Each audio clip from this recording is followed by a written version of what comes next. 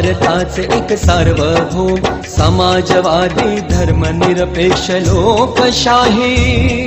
गणराज्य घडवण्याचा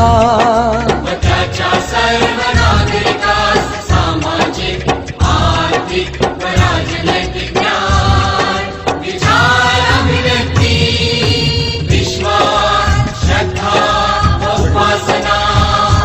यांचे स्वातंत्र्य दर्जाची व संधीची समानता निश्चितपणे प्राप्त करून देण्याचा